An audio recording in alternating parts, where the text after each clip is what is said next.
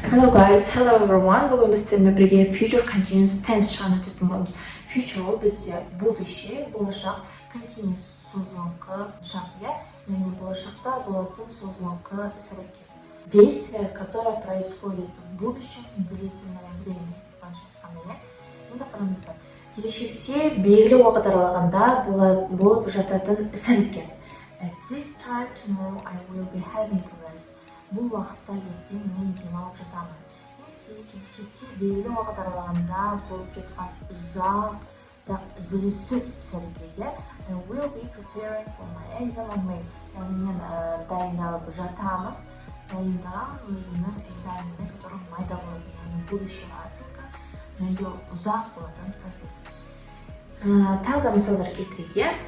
Егер сіздерді мысалы ертең онда бір жерге шақырса, сіз айта аласыз I will be working at 10 a.m. tomorrow. Яғни мен ертең таңғы 10-да жұмыс істеп жататын боламын. Болашақта болатын ұзақ созылыңқы іс-әрекет.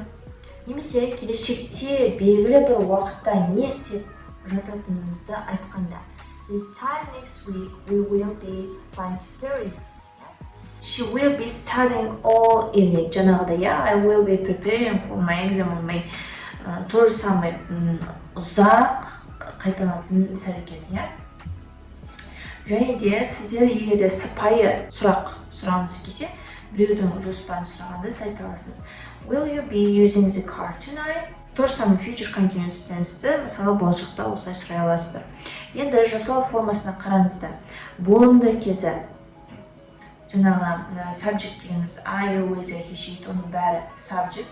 Оны біз жалғаймыз will be. Verbқа біз жалғаймыз ing. Мысалы, I will be reading. Болымсызға subjectке біз жалғаймыз will және not be. Verbқа ing. She won't be sleeping. He won't be sleeping. И дальше сұраулы сөйлемде біз білеміз will алдына кетеді, оған subject жалғанады, одан кейін be және verbқа ing. Will they be coming? Окей. Достар, және де бізде тоже маркерные слова бар. Маркерные слованы мына списокта көрсеңіздер болады.